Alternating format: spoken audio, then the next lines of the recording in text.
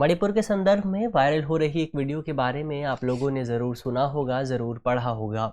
इस वीडियो को लेकर ये कहा जा सकता है कि ये मानवता के लिहाज से भारतीय इतिहास का सबसे काला अध्याय है। ज़ाहिर तौर पर ये जो पूरी घटना है, ये अपने आप में मानवता को शर्मसार करती है।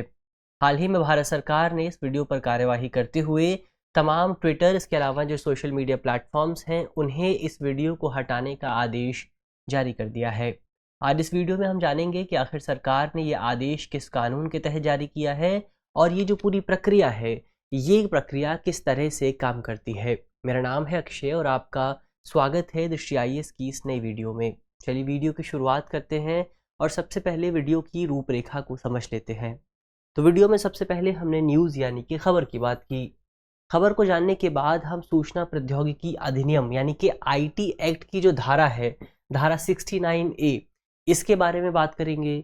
इसके अलावा धारा 69A को लेकर सुप्रीम कोर्ट का क्या कहना है, सुप्रीम कोर्ट ने इस पूरे विषय पर अपने किस तरह से विचार व्यक्त किए हैं, उसको भी समझेंगे। और इसको लेकर बीते दिनों कर्नाटक हाई कोर्ट का भी एक डिसीजन आया था, उस डिसीजन पर भी बात करेंगे।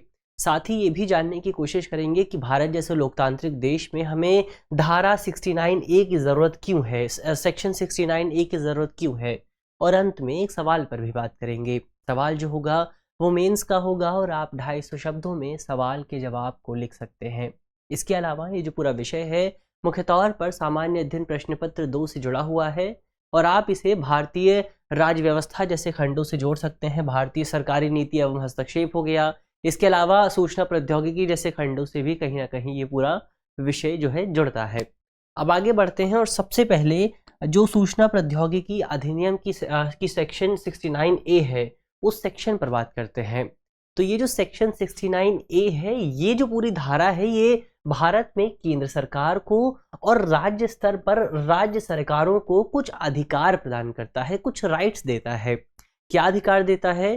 तो ये जो पूरा सेक्शन है, ये अधिकार देता है कि जो केंद्र सरकार है या फिर जो राज्य सरकार है, वो कंप्यूटर या इस तरह की जो तमाम इलेक्ट्रॉनिक डिवाइस हैं, जैसे कि मोबाइल फ़ोन हो गया, इंटरनेट के माध्यम से चलने वाले डिवाइस हो गए, लैपटॉप हो गया, टैबलेट हो गया, तो इस तरह की जो डिवाइस हैं, उन डिवाइस में जो इंफॉर्मेशन मौजूद है, जो डेटा मौजूद है, उस डेटा को इंटरसेप्ट करने, उसे मॉनिटर करने या फिर उसे डिक्रिप्ट करने, यानी कि उस डेटा की समग्र तौर पर निगरानी करने का आदेश दे सकती है केंद्र सरकार, दे सकती है और राज्य सरकारें दे सकती हैं।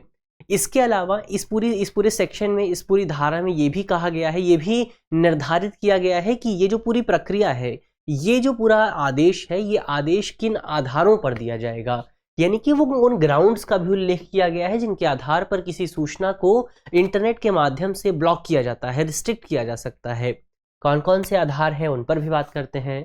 तो इसमें सबसे पहला आधार है भारत की संप्रभुता या फिर भारत की अखंडता, यानी कि अगर कोई इंफॉर्मेशन ऐसी है जिसके माध्यम से हमारे देश की अखंडता पर, हमारे देश की इंटीग्रिटी पर, सोवरेनिटी पर कोई प्रभाव पड़ता है, हमारे देश की जो एकता है, देश के लोगों के बीच जो यूनिटी मौजूद है, उस पर कोई प्रभाव पड़ता है, तो ऐसी स्थिति में केंद्र सरकार वो जो सोशल मीडिया प्लेटफॉर्म है, जो इंटरमीडिएटरी प्लेटफॉर्म है, उसको उस इंफॉर्मेशन को हटाने का आदेश दे सकती है।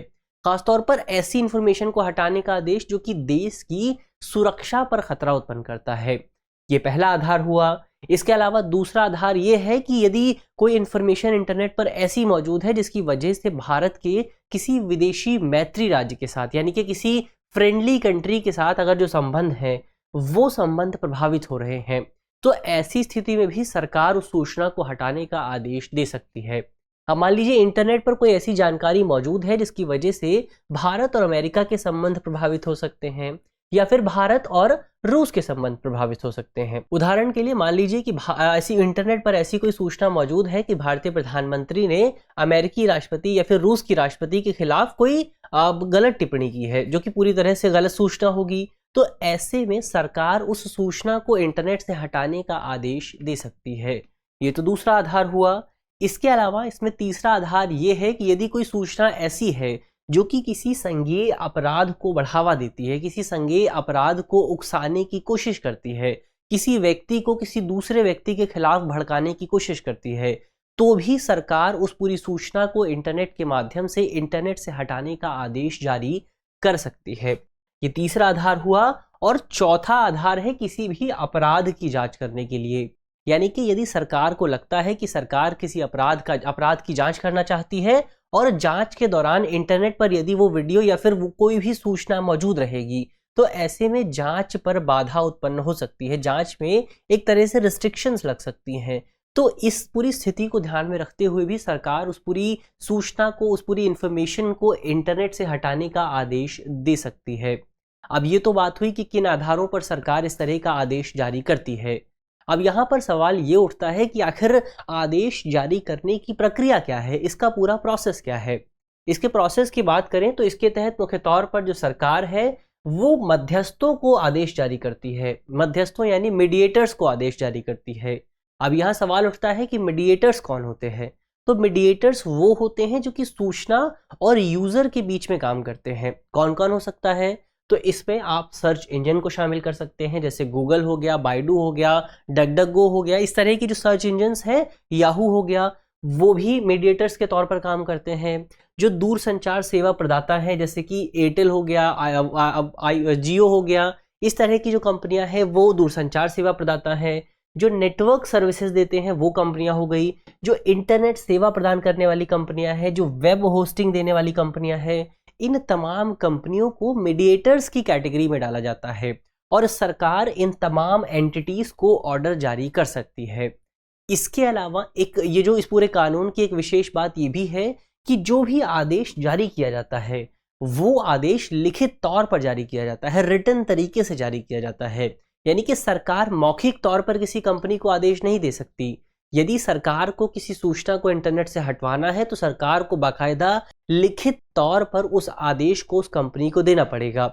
लेकिन यहाँ पर एक विशेष बात ये भी है कि उस आदेश को उस कंपनी को देने से पहले सरकार उस आदेश को एक समिति के सामने, एक जांच समिति के सामने भी पेश करती है और ये जांच समिति तय करती है कि उस आदेश को आगे जाना चाहिए या फिर नहीं जाना चाहिए, और इसी के बाद उस किसी कंपनी को वो आदेश जारी किया जाता है। इसके अलावा इस संबंध में जो ऑर्डर सरकार देती है उस ऑर्डर की एक विशेषता ये भी होती है कि वो एक कॉन्फिडेंशियल ऑर्डर होता है, यानी सरकार ये बताने के लिए, अपने नागरिकों को इस बारे में सूचित करने के लिए जिम्मेदार नहीं है कि सरकार ने किसी कंपनी को ऐसा कोई ऑर्डर जारी किया है। तो ये जो है वो एक गोपनीय आदेश होता है। तो ये इस पूरी धारा की बात हुई, इस पूरे सेक्शन की बात हुई। अब आगे बढ़ते हैं और जानने की कोशिश करते हैं कि इस पूरे विषय को लेकर सुप्रीम कोर्ट का क्या मानना है। तो सुप्रीम कोर्ट ने इस पूरे विषय पर साल 2015 में अपने विचार पेश किए थे। तो ये जो पूरा मामला था ये मुख्य तौर पर हमें श्रेया सिंघल बनाम भारत संघ विवाद में देखने को मिला था, जिस विवाद के तहत मुख्य तौर पर भारत में जो आईटी एक्ट है, जो इंफॉर्मेशन टेक्नोलॉजी एक्ट है, उस एक्ट की 2 धाराओं को चुनौती दी गई थी। इसमें पहली धारा थी धारा 66A और दूसरी धारा थी धारा 69A। अब इन दोनों धाराओं को लेकर, इन दोनों सेक्शंस को लेकर सुप्रीम कोर्ट ने क्या कहा था उस पर बात करते हैं। सबसे पहले धारा 66A की बात करते हैं, 66A की बात करते हैं। तो धारा 66A को लेकर सुप्रीम कोर्ट ने स्पष्ट तौर पर कहा था कि ये जो पूरा सेक्शन है, ये जो पूरी धारा है, ये पूरी तरह से अनकॉन्स्टिट्यूशनल है, यानी कि सुप्रीम कोर्ट ने इस धारा की वैधता को समाप्त कर दिया था। अब आप यहाँ पर सोच रहे होंगे कि आखिर इस धारा में ऐसा क्या था जो सुप्रीम कोर्ट ने इसे अनकॉन्स्टिट्यूशनल बताया था। उसकी भी बात कर लेते हैं, उसे भी जान लेते हैं। तो इस पूरी धारा में ऐसा कहा गया था कि जो पुलिस है वो ऐसे किसी भी कंटेंट के आधार पर, ऐसी किसी भी सामग्री के आधार पर गिरफ्तारी कर सकती है। यानी कि अगर आपके फ़ोन में ऐसा कोई भी कंटेंट मौजूद है जो कि आक्रामक है या फिर खतरनाक है, तो ऐसे में जो पुलिस है वो आपको गिरफ्तार कर सकती थी। इसके अलावा इस पूरे सेक्शन में जो सबसे विवादित बात थी वो था डिस्क्रिशन का इस्तेमाल। यानी कि इस पूरे सेक्शन में कहा गया था कि ये तय करने की जिम्मेदारी कि कोई भी कंटेंट आक्रामक है या फिर खतरनाक है वो पुलिस के विवेक पर निर्भर करती है। यानी कि पुलिस अपने विवेक के आधार पर ये तय कर सकती थी कि कोई भी जो कंटेंट है वो कितना ज़्यादा खतरनाक स्थिति में साबित हो सकता है। तो ऐसे में ये कहा जा रहा था कि कई बार जो है पुलिस जो अधिकारी हैं वो अपनी पर्सनल दुश्मनी निकालने के लिए भी इसका इस्तेमाल कर रहे थे। कई बार पुलिस अधिकारी इस पूरे नियम का, इस पूरे कानून का, इस पूरी धारा का गलत इस्तेमाल भी कर रहे थे। इसमें ये कहा गया था, इस पूरे सेक्शन में ये भी कहा गया था कि यदि कोई मोबाइल या लैपटॉप के माध्यम से कोई संदेश भेजता है और पुलिस को लगता है कि वो संदेश गलत है, तो ऐसे में पुलिस अपने विवेक का इस्तेमाल करते हुए उस व्यक्ति को गिरफ्तार कर सकती थी और उस व्यक्ति को अधिकतम 3 साल की सजा भी दी जा सकती थी। और इसी आधार पर कई लोगों द्वारा इस पूरे सेक्शन 66 ए की आलोचना की गई थी और साल 2015 में सुप्रीम कोर्ट ने श्रेया सिंघल बनाम भारत संघ मामले में इस पूरे सेक्शन को अनकॉन्स्टिट्यूशनल करार दे दिया था। तो ये तो सेक्शन 66 ए की बात हुई। अब आगे बढ़ते हैं और सेक्शन 69 ए की बात करते हैं। तो इसी पूरे मामले में सुप्रीम कोर्ट ने सेक्शन 69 ए की वैधता को बरकरार रखा था, यानी कि सुप्रीम कोर्ट ने कहा था कि section 69 A of IT act पूरी तरह से कॉन्स्टिट्यूशनल है। इसको लेकर सुप्रीम कोर्ट ने कहा था कि इसमें ये जो पूरा कानून है ये बहुत ज़्यादा व्यापक नहीं है, कि बहुत संकीर्ण दायरे में काम करता है और इस संकीर्ण दायरे में भी इस कानून के गलत उपयोग को रोकने के लिए बहुत सारे सेफगार्ड्स मौजूद हैं। यानी कि अगर सरकार इस कानून का दुरुपयोग करने की कोशिश करती है, सरकार गलत तरीके से इस कानून को इस्तेमाल करने की कोशिश करती है, तो इसमें इस गलत इस्तेमाल को रोकने के लिए बहुत सारे सेफगार्ड्स भी मौजूद है। कौन कौन से सेफगार्ड्स हैं उन पर भी बात कर लेते हैं। तो उन पर हमने पहले भी बात की थी। सबसे पहला सेफगार्ड यही है कि ये जो कानून है वो केवल केंद्र सरकार की सहमति से लागू किया जा सकता है। और यहाँ पर सहमति का मतलब केवल मौखिक सहमति नहीं है, यहाँ पर सहमति का मतलब है लिखित सहमति, रिटन स्टेटमेंट दी जानी चाहिए सरकार की ओर से।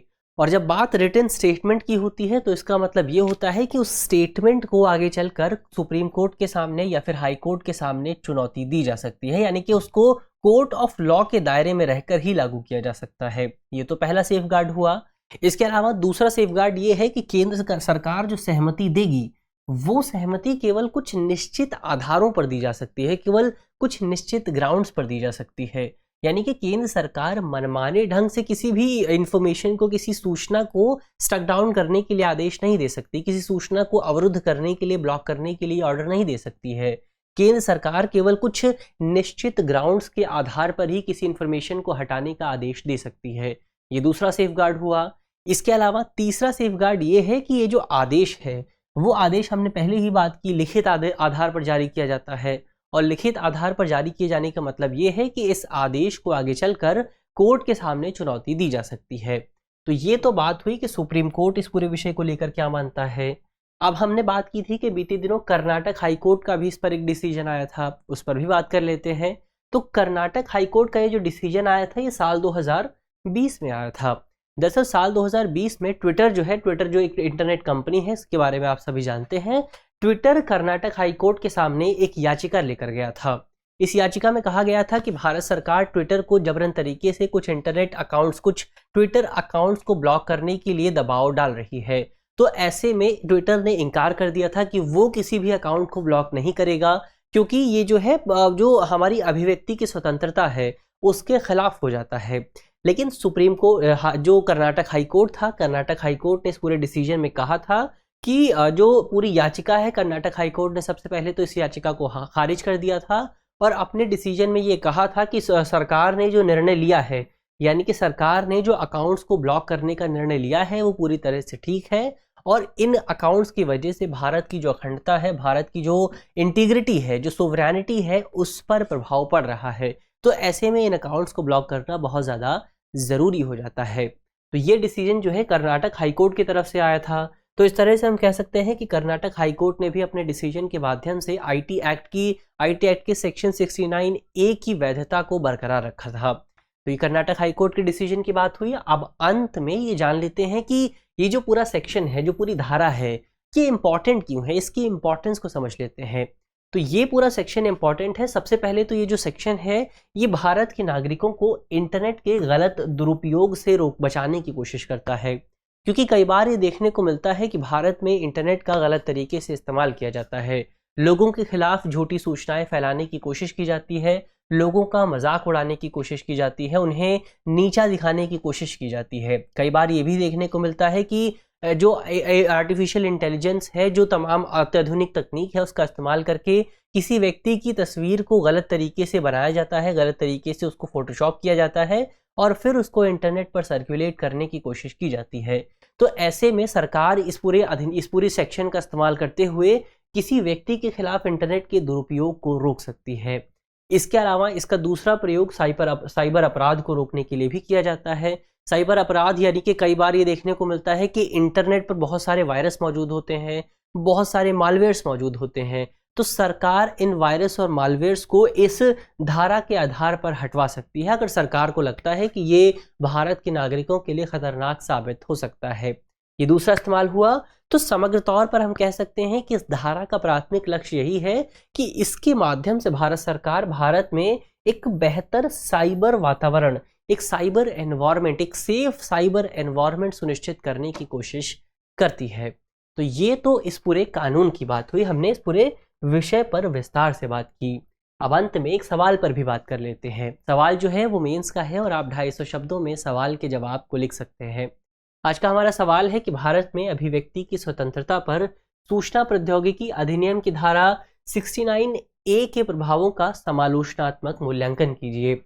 यानी कि आपको बात करनी है कि जो आईटी एक्ट का जो सेक्शन 69A है वो भारत में अभिव्यक्ति की स्वतंत्रता पर प्रभाव डालता है या फिर नहीं डालता है। दोनों पक्षों पर अपने जो तर्क हैं वो पेश करने हैं। इसके अलावा आप बता सकते हैं कि सुप्रीम कोर्ट ने आईटी एक्ट के सेक्शन 66A को किस वर्ष और किस केस में पूरी तरह से असंवैधानिक करार दिया था।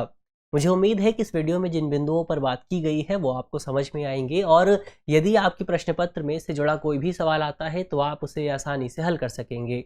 यदि आप इस वीडियो की पीडीएफ चाहते हैं तो इसकी पीडीएफ आपको हमारे टेलीग्राम ग्रुप पर मिलेगी और टेलीग्राम ग्रुप का जो लिंक है वो वीडियो के डिस्क्रिप्शन में होगा। तो ग्रुप से जुड़ना बिल्कुल भी ना भूलें। मिलते हैं आपसे अगली वीडियो में, तब तक के लिए धन्यवाद।